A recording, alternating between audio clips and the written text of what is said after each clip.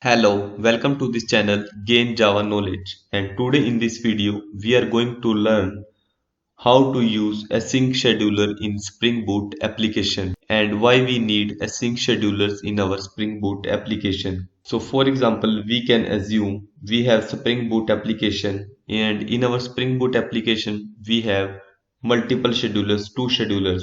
So one scheduler will run after every 5 minutes and it will consume the data, get the data from DB, and we have another scheduler that will be used to consume REST API. So our first scheduler will run after every 5 minutes and second scheduler will run after every 3 minutes. But here the problem is that one first scheduler will run and it will take assume 10 minutes to consume its services. So then this time second scheduler is not running until first scheduler complete its job.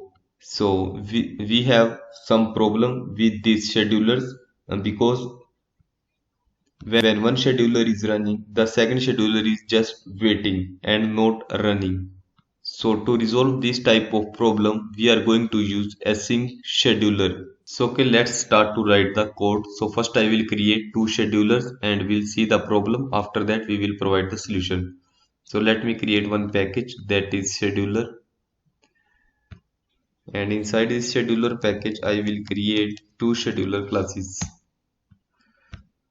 So here I will create new Java class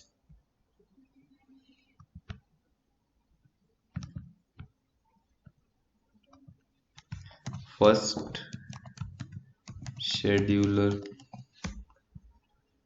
and second class I will create second scheduler because I want to create two scheduler. And to enable scheduling in our Spring Boot application, we need to use annotation @enable scheduling. So once I will add this annotation, our scheduling will be enabled. So let me go to this class, and at this class level I will use @component annotation. So here I will just add one method, and inside this method I will just iterate for each loop, and we can give this method any name, get data from DB. And inside this method I have added some log statements. First log statement is start first scheduler with current thread name, and after that I have iterated for each loop and it will start from 1 and up to 20, and it will wait for 1 second after each iteration. For example, we have 20 values will be iterate, so it will take 20 seconds to complete this job. And in the end I have printed end first scheduler statement. And at method level annotation we need to use @scheduled, and here I will use variable fixed rate, and its value will be 1 multiplied by 60 multiplied by 1000. So this scheduler will run after each minute. So this scheduler will runs every 1 minute. So let me copy the same code from here and go to second scheduler. So let me copy the same code.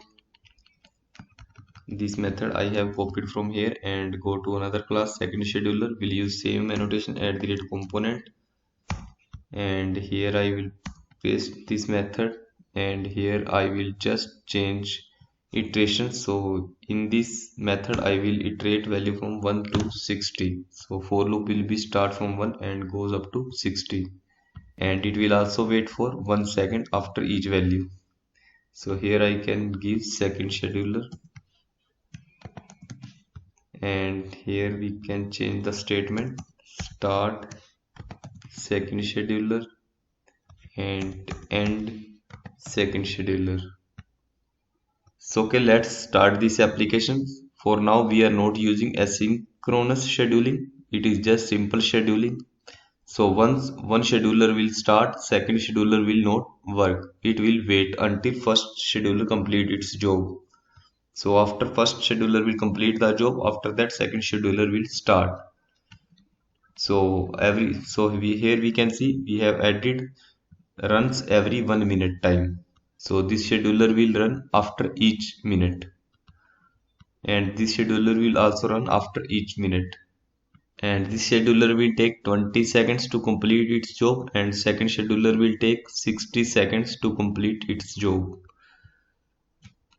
So let me start and check the output.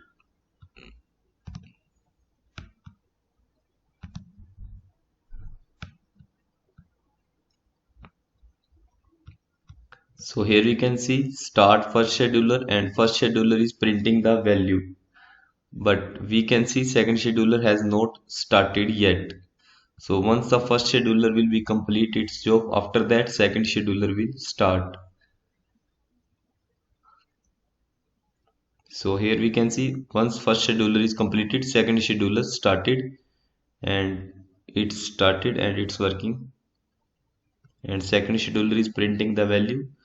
So when second scheduler is running, first scheduler is just waiting and not running. So we need to wait until second scheduler will complete its job. It will print value until up to 60 and start it from 1.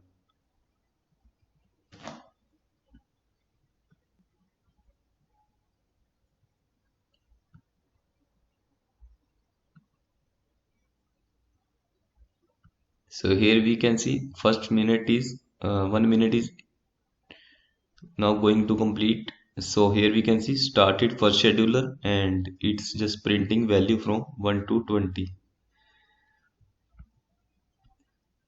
So this is synchronous call, and scheduler you need to wait until one scheduler complete, another scheduler is waiting.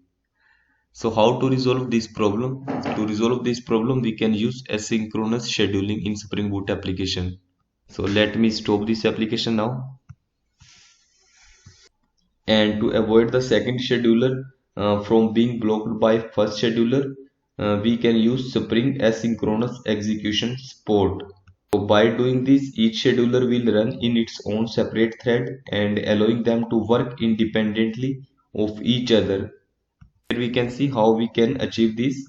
So if we want to use Spring's asynchronous execution support, so it's good practice to configure a custom thread pool to control the number of threads used for executing asynchronous tasks.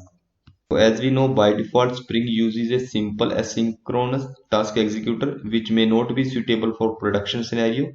So as it does not offer much control over the thread pool. So to handle the above problem, it is recommended to create a custom thread pool bean in our application to handle the asynchronous task effectively and efficiently. So here we can see how we can do it. So first I will define the configuration package. New package config.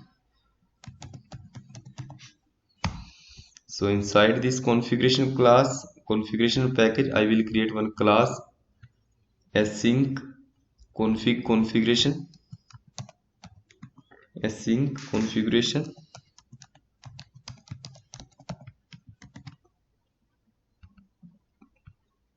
So here let me paste this code.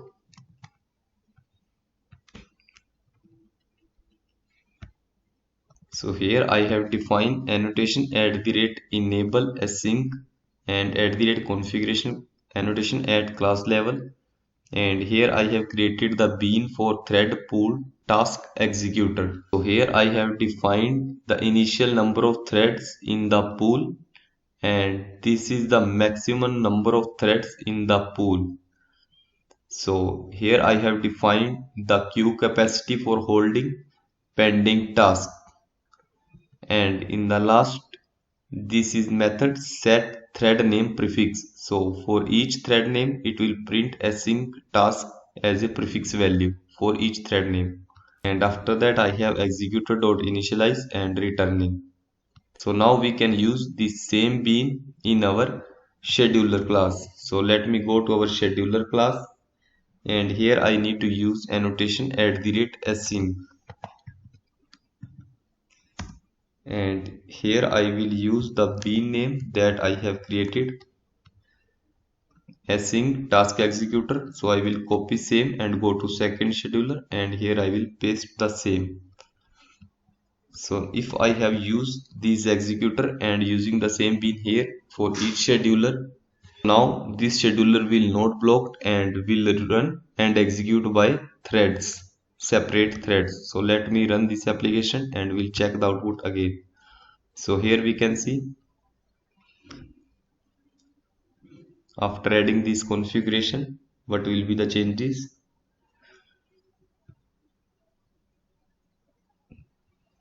So here we can see first scheduler started, second scheduler also started. So both scheduler are printing value first, second, first, second, first, second. So our first scheduler will print value from 1 to 20 and second scheduler will value print from 1 to 60. So here we can see once value 20 will come for first scheduler, it will stop. So end first scheduler, but second scheduler is running continuously. And first scheduler will again start once 1 minute will be complete. So here we can see asynchronous scheduling is working. And we can also adjust the pool size and max pool size according to our requirement in this class that we have defined async configuration. So here we can see once 1 minute will be complete, first scheduler will again start and second scheduler also started. So here, like this we can support async configuration, and async scheduling is working fine as per requirement. So as per this configuration, the first scheduler method get data from DB that we have declared here will running asynchronously using the custom thread pool. It's using the custom thread pool with the help of @async annotation. And we have used this annotation at both schedulers. So this will ensure that both schedulers run asynchronously using the same custom thread pool. This is our custom thread pool that we have created. So both schedulers are using this custom thread pool. So by configuring a shared custom thread pool, and we are utilizing this thread pool in our scheduler classes. So we can say our Spring Boot application can effectively manage and execute multiple schedulers concurrently. And this can ensure that the schedulers run independently and the system responds gracefully when the thread pool limit reached. So that's all about how to run async scheduler in our Spring Boot application. Thanks for watching this video.